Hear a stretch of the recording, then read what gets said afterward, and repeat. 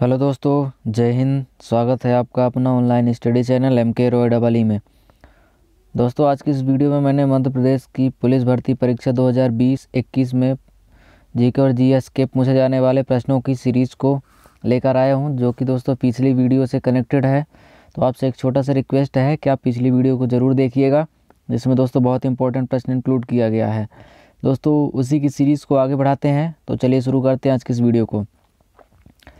पहला प्रश्न है दोस्तों, जबलपुर किस रेलवे जोन का मुख्यालय है? जबलपुर पूछा गया है, किस रेलवे जोन का मुख्यालय है? दोस्तों, 4 विकल्प दिए गए हैं, आप इसका उत्तर ज़रूर दीजिएगा। विकल्प है पूर्व मध्य रेलवे, पश्चिम मध्य रेलवे, उत्तर मध्य रेलवे या दक्षिण मध्य रेलवे। दोस्तों, जबलपुर किस जोन का मुख्यालय है? तो इसका सही उत्तर हो जाएगा दोस्तों पश्चिम मध्य रेलवे। याद रखिएगा, पश्चिम मध्य रेलवे जबलपुर रेलवे जोन का मुख्यालय है। तो याद रखिएगा, पश्चिम मध्य रेलवे बिल्कुल सही उत्तर होगा। दोस्तों, अपने भारत में टोटल 18 रेलवे जोन हैं, जिनका मुख्यालय दोस्तों अलग अलग स्थानों पर है। तो आप साइड स्क्रीन में देख रहे होंगे, जिनका आप स्क्रीनशॉट ले लीजिएगा। दोस्तों, इन जोन को याद जरूर रखिएगा, सभी बहुत महत्वपूर्ण है। दोस्तों, कोई भी रेलवे जोन पूछा जा सकता है परीक्षा में, तो आप याद रखिएगा, इनको पढ़ने की कोशिश ज़रूर करिएगा। दोस्तों, जैसे कुछ महत्वपूर्ण रेलवे जोन मैं बता रहा हूँ, जैसे ये मध्य रेलवे जोन मुंबई CSTM में है। कोंकण रेलवे नवी मुंबई उत्तर रेलवे का मुख्यालय दोस्तों दिल्ली में है। उत्तर मध्य रेलवे का प्रयागराज, पूर्वोत्तर रेलवे गोरखपुर, पूर्वोत्तर सीमांत रेलवे का गुवाहाटी, दोस्तों पूर्वी रेलवे का फेयरली प्लेस कोलकाता, दोस्तों भुवनेश्वर में है ईस्ट कोस्ट रेलवे, दक्षिण रेलवे का चेन्नई सेंट्रल और दोस्तों दक्षिण पूर्व मध्य रेलवे का बिलासपुर में है। ऐसे दोस्तों 18 टोटल रेलवे जोन हैं, तो आप सभी को पढ़ के जाइएगा। सभी रेलवे जोन दोस्तों परीक्षा में पूछे जाते हैं, तो याद रखिएगा, इनको पढ़ने की कोशिश ज़रूर करिएगा। चलिए आगे बढ़ते हैं। अगला प्रश्न है, बैजनाथ मिश्र बैजू बावरा एक संगीतकार थे। बैजू बावरा जिनको कहा जाता है दोस्तों, ये किस प्रकार के संगीतकार थे? विकल्प दिया गया है ख्याल, ध्रुपद, गज़ल या टप्पा। बैजनाथ बैजू बावरा किस प्रकार के संगीतकार थे? उत्तर दीजिए दोस्तों। चलिए इसका सही उत्तर देखते हैं दोस्तों। यह एक ख्याल संगीतकार थे।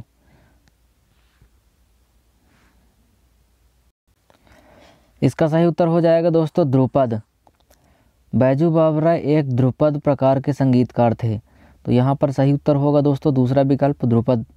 जिन ने ध्रुपद लगाया था बिल्कुल सही उत्तर होगा। अगला प्रश्न देखते हैं, निम्नलिखित में से कौन सा प्राधिकरण भारत में मुद्रा बाजार को नियंत्रित करता है?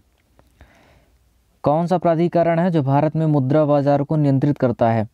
विकल्प है सेबी, नाबार्ड, भारतीय रिजर्व बैंक या IRDA। कौन सा प्राधिकरण होगा दोस्तों? आप इसका उत्तर बताइएगा।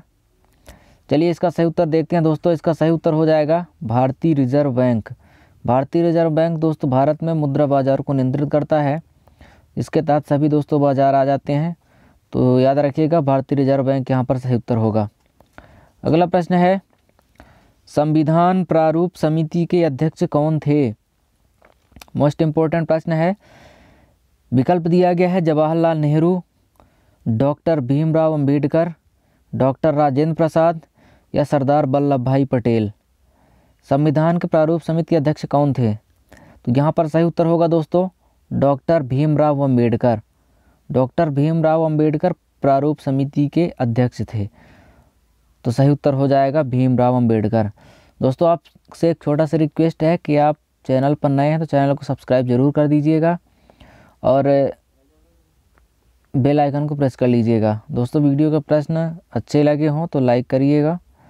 चलिए आगे बढ़ते हैं। अगला प्रश्न है, लगभग 280 वर्षों के फ्रांसीसी शासन के बाद 1954 में निम्नलिखित में से कौन भारत का अधिग्रहित क्षेत्र बन गया?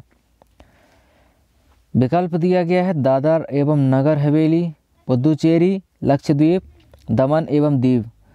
दोस्तों, कौन सा है जो 280 वर्षों के फ्रांसीसी शासन के बाद 1954 में भारत का अधिग्रहित क्षेत्र बन गया था। आप इसका उत्तर बताइएगा दोस्तों कौन सा हो जाएगा। चलिए इसका सही उत्तर देखते हैं दोस्तों। इसका सही उत्तर हो जाएगा पुद्दुचेरी। याद रखिएगा पुद्दुचेरी यहाँ पर बिल्कुल सही उत्तर हो जाएगा। अगला प्रश्न है, भारत में सांसद के पद के लिए चुनाव लड़ने की न्यूनतम शैक्षणिक योग्यता है। सांसद का चुनाव लड़ने के लिए दोस्तों न्यूनतम शैक्षणिक योग्यता क्या होनी चाहिए भारत में?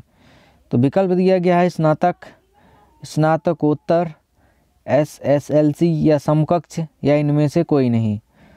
आप इसका उत्तर ज़रूर बताइएगा। चलिए इसका उत्तर बताता हूँ दोस्तों। भारत के संसद पद के चुनाव लड़ने के लिए इनमें से कोई भी न्यूनतम शैक्षणिक योग्यता नहीं मांगी जाती है।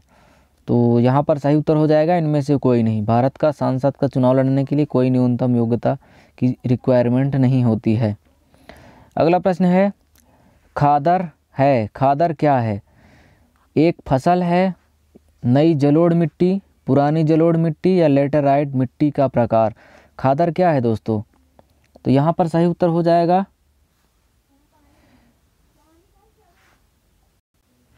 सही उत्तर हो जाएगा दोस्तों नई जलोढ़ मिट्टी।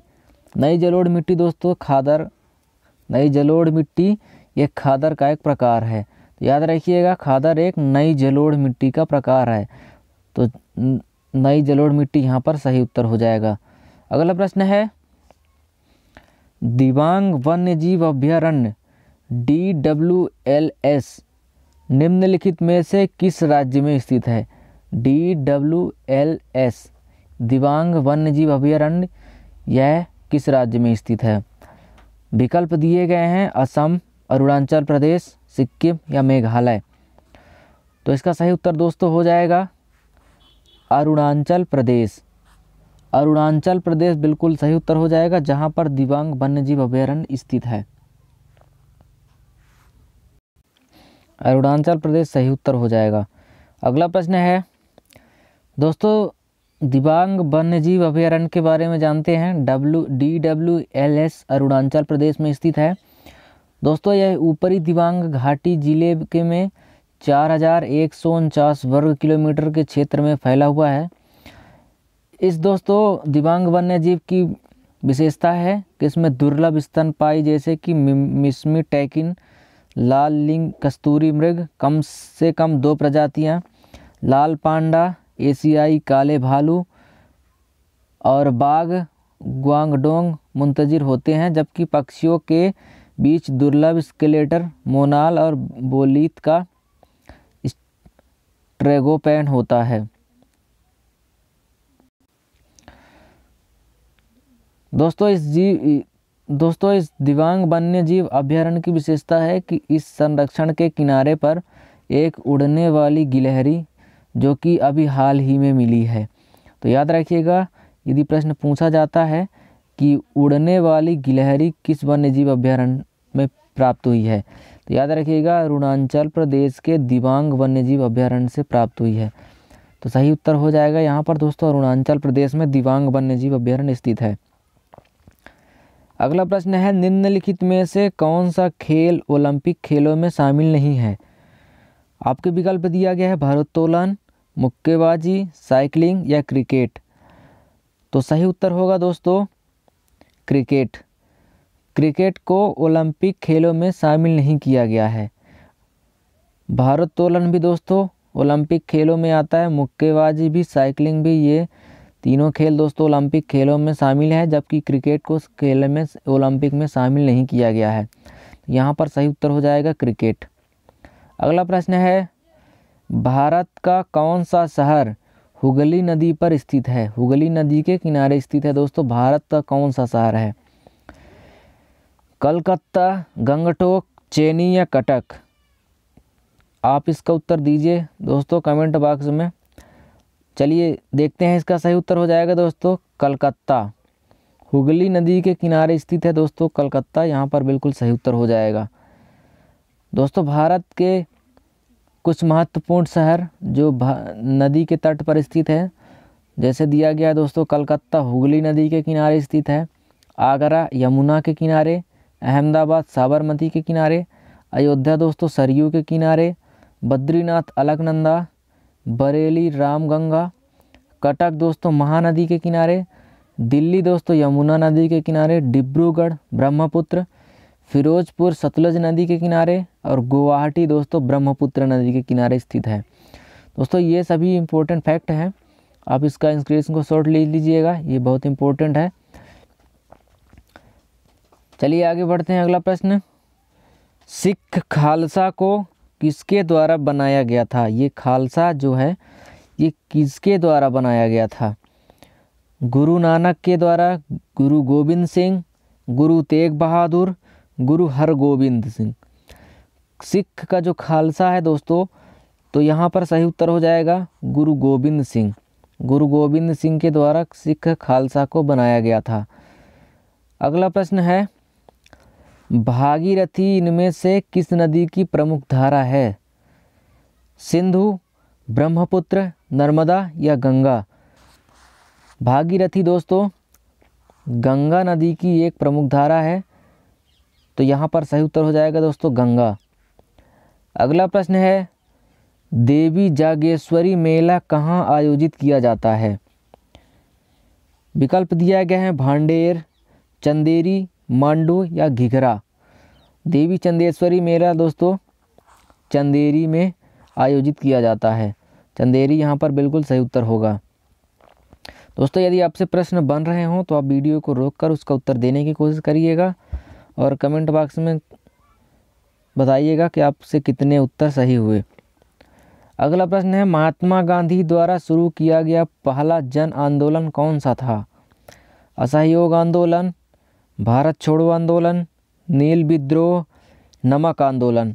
महात्मा गांधी के द्वारा शुरू किया गया पहला जन आंदोलन कौन सा था? तो सही उत्तर हो जाएगा दोस्तों असहयोग आंदोलन। महात्मा गांधी ने अपना पहला जन आंदोलन शुरू किया था असहयोग आंदोलन, तो यहाँ पर असहयोग आंदोलन बिल्कुल सही उत्तर हो जाएगा। दोस्तों असहयोग आंदोलन के बारे में कुछ इम्पोर्टेंट फैक्ट है। गांधी जी के नेतृत्व में यह पहला जन आंदोलन था।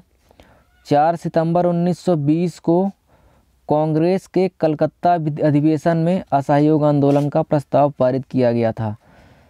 याद रखिएगा, यह इम्पोर्टेंट फैक्ट है, आप इसका स्क्रीनशॉट ले लीजिएगा। चलिए अगला प्रश्न देखते हैं।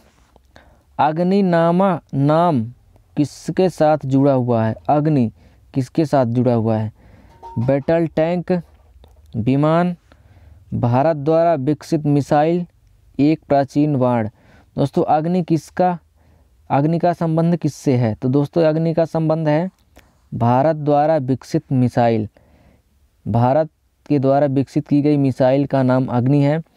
दोस्तों अग्नि परिवार की कुछ मिसाइल के नाम हैं, जैसे कि अग्नि 1, इसकी श्रेणी दोस्तों 700 से 1200 किलोमीटर है, मारक क्षमता इनकी रेंज है।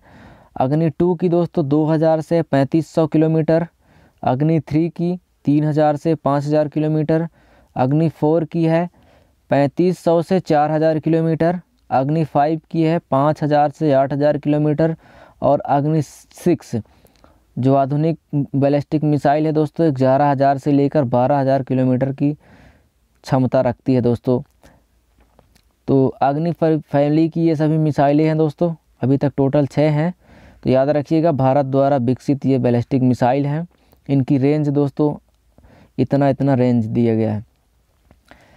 अगला प्रश्न है, वह बल जिसके कारण ब्रह्मांड में हर पिंड एक दूसरे को आकर्षित करता है।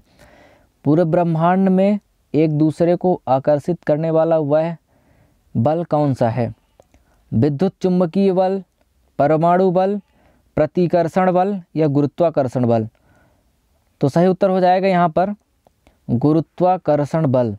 दोस्तों ब्रह्मांड में जो पिंड होते हैं वो एक दूसरे को आकर्षित करते हैं, उनके अंदर दोस्तों गुरुत्वाकर्षण बल लगता है, जो कि सही उत्तर हो जाएगा।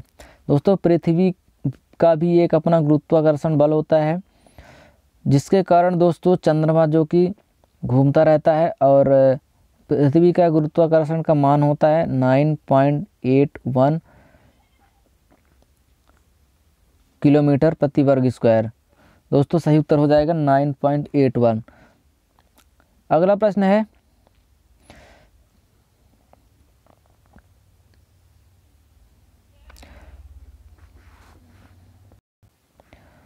अपने पृथ्वी का जो गुरुत्वाकर्षण बल का वैल्यू है दोस्तों 9.81 मीटर स्क्वायर। तो सही उत्तर हो जाएगा दोस्तों गुरुत्वाकर्षण बल। आपको पता होगा कि पृथ्वी का गुरुत्वाकर्षण बल की वैल्यू इतनी है। तो दोस्तों आज के प्रश्न कैसे लगे आप अपनी राय ज़रूर बताइएगा और वीडियो को लाइक ज़रूर कर दीजिएगा और चैनल को सब्सक्राइब नहीं किया है तो सब्सक्राइब कर दीजिएगा। आपसे छोटा सा रिक्वेस्ट है कि यदि आप वीडियो को लाइक करते हैं तो हमारा हौसला बढ़ता है और मैं और अच्छे प्रश्नों को इंक्लूड करता रहूँगा वीडियो में। तो दोस्तों मिलते हैं अगली वीडियो में और शानदार प्रश्नों के साथ। तब तक के लिए सब्सक्राइब ज़रूर कर दीजिएगा और मिलते हैं अगली वीडियो में। जय हिंद, धन्यवाद।